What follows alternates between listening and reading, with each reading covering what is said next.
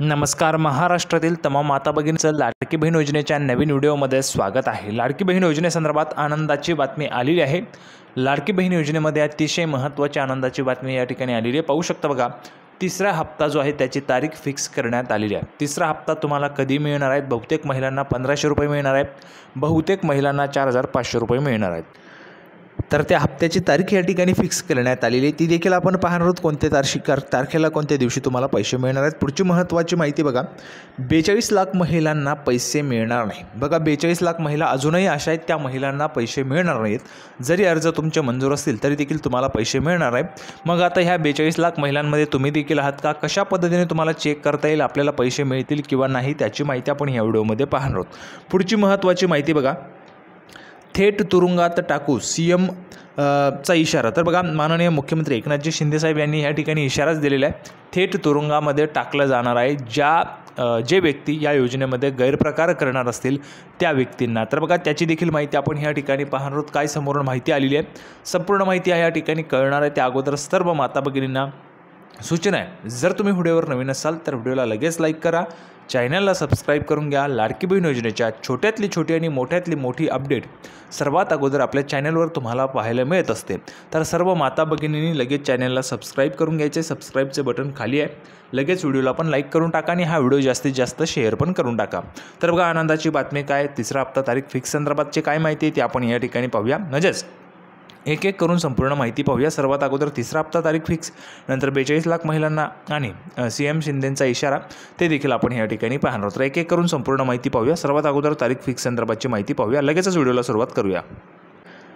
तर बघा, संपूर्ण माहिती पाहण्यासाठी आपण या ठिकाणी आहोत. पाहू शकता बघा, गर्दी जमवण्याची जबाबदारी तहसीलदारांवर. मुख्यमंत्री दोन्ही उपमुख्यमंत्री 14 सप्टेंबरला सोलापुरात लाडक्या बहिणींना कार्यक्रमास आणण्यासाठी 400 बस गाड्या. तर बघा, 14 सप्टेंबरला कार्यक्रम या ठिकाणी आयोजित केला जातोय. आता हा कोणता कार्यक्रम आहे ते देखील आपण या ठिकाणी पाहूया. 14 तारखेला तुम्हाला पैसे मिळतील का ते देखील आपण पाहूया. तर बघा, सोलापूर महिला सशक्तीकरण अभियानाअंतर्गत मुख्यमंत्री माझी लाडकी बहीण योजना वचनपूर्ती कार्यक्रम आता 14 सप्टेंबरला सोलापुरातील होम मैदानावर होणार असल्याचे निश्चित झाले आहे. त्या दिवशी मुख्यमंत्री एकनाथजी शिंदे, उपमुख्यमंत्री देवेंद्र फडणवीस, उपमुख्यमंत्री अजितदादा पवार, कौशल्य रोजगार उद्योजकता व नाविन्यता मंत्री मंगलप्रसाद लोढा यांची प्रमुख उपस्थिती राहणार आहे. पुढे बघा माहिती, विधानसभा निवडणुकीपूर्वी सोलापूर जिल्ह्यासाठी हा वचनपूर्ती सोहळा होणार आहे. त्यामुळे या कार्यक्रमासाठी किमान 40,000पर्यंत लाभार्थींची उपस्थिती राहावी असे नियोजन करण्याची जबाबदारी जिल्हा प्रशासनावर आहे. मुख्यमंत्री माझी लाडकी बहीण योजना, मुख्यमंत्री युवा प्रशिक्षण योजनेसह अन्य शासकीय योजनांच्या लाभार्थींना या कार्यक्रमासाठी आणले जाणार आहे. जिल्ह्याच्या बघा, जर आपण पाहिलं, जिल्ह्याच्या विविध तालुक्यातून लाभार्थींना कार्यक्रमस्थळी आणण्यासाठी महाराष्ट्र राज्य परिवहन महामंडळाच्या 400 बसगाड्या भाड्याने घेतल्या जाणार आहेत. शहराच्या जवळील मोहोळ, उत्तर सोलापूर, दक्षिण सोलापूर, अक्कलकोट, मंद्रुप येथील तहसीलदारांवर किमान 5000 लाभार्थींना आणण्याची जबाबदारी देण्यात आली आहे. तर बार्शी, माळशिरस, मंगळवेढा, सांगोला, करमाळा, पंढरपूर, माढा येथील तहसीलदारांकडे 2 ते 3000 लाभार्थी आणण्याची जबाबदारी आहे. तर बघा, या ठिकाणाहून ज्या काही महिला भगिनी आहेत, माता भगिनी आहेत, त्यांनी कमेंट बॉक्समध्ये सांगा तुम्ही बार्शीमधून आहात, माळशिरसमधून आहात किंवा तुम्ही सोलापूरमधून आहात, ते डायरेक्टली तुम्ही कमेंट बॉक्समध्ये सांगायचं आहे. म्हणजेच पाहू शकता बघा, ह्या ठिकाणी सोलापूरला हा कार्यक्रम 14 सप्टेंबरला आयोजित केला जातो आहे. कधी? 14 सप्टेंबरला. आता तारखेच्या संदर्भात जर आपण ह्या ठिकाणी पाहिलं, तुम्हाला जो काही मिळणारा पैसा आहे तर त्या तारखेच्या संदर्भात बघा, वचनपूर्ती सोहळा जो आहे तो 14 सप्टेंबरला त्या ठिकाणी आयोजित केला जातो आहे. म्हणजेच याचाच अर्थ तुम्हाला 14 सप्टेंबरच्या अगोदर किंवा 14 सप्टेंबरला पैसे तुम्हाला मिळू शकतात. ठीक आहे, कारण ह्या ठिकाणी कार्यक्रम आयोजित केला जात आहे आणि 400 बसगाड्या देखील आहेत. जवळपास 40,000 महिला लाडक्या बहिणींना आणण्याचं देखील नियोजन आहे कार्यक्रमासाठी. त्यामुळे या दिवशी देखील तुम्हाला पैसे जे आहेत ते मिळू शकतात. ठीक आहे, 14 सप्टेंबर तुम्ही तारीख लक्षात घ्या. सर्वात अगोदर माहिती आपला चॅनल देत असतो, त्यासाठी कृपया करून सर्व महिलांनी चॅनलला सबस्क्राईब करून घ्या आणि व्हिडिओला लाईक करून टाका.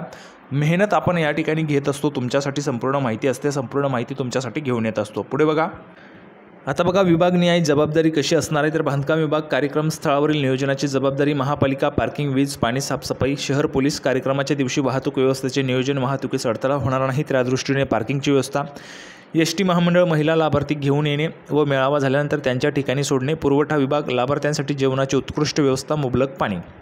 मुख्यमंत्री कार्यालयाकडून कार्यक्रमाची तारीख निश्चित. बघा, मुख्यमंत्री कार्यालयाकडूनच या ठिकाणी ही तारीख निश्चित करण्यात आलेली आहे 14 सप्टेंबर, म्हणजेच त्या दिवशी तुम्हाला पैसे या ठिकाणी मिळू शकतात. मुख्यमंत्री एकनाथजी शिंदे यांच्यासह दोन्ही उपमुख्यमंत्र्यांच्या उपस्थितीत सप्टेंबरच्या पहिल्याच आठवड्यात वचनपूर्ती सोहळा नियोजित होता. बघा, सप्टेंबरच्या म्हणजेच याच आठवड्यात तो सोहळा त्या ठिकाणी नियोजित होता. पण महामहिम राष्ट्रपती 2 दिवस राज्याच्या दौऱ्यावर असून गणेशोत्सवाला देखील 7 सप्टेंबरपासून सुरुवात होणार आहे. यामुळे नियोजित वचनपूर्ती सोहळा लांबणीवर पडला. आता मुख्यमंत्री कार्यालयाकडून जिल्हा प्रशासनाला पत्र प्राप्त झालं असून त्यानुसार तो कार्यक्रम 14 सप्टेंबर रोजी होम मैदानावर होणार आहे. कार्यक्रमाची वेळ पुढील 5-6 दिवसात निश्चित होणार आहे. तर बघा, 14 सप्टेंबरला हा कार्यक्रम या ठिकाणी आयोजित केला जात आहे. म्हणजेच काय, तर तुम्हाला 14 सप्टेंबरला किंवा त्या अगोदर तुम्हाला पैसे मिळू शकतात. तिसरा हप्ता जो आहे तो तुम्हाला मिळू शकतो.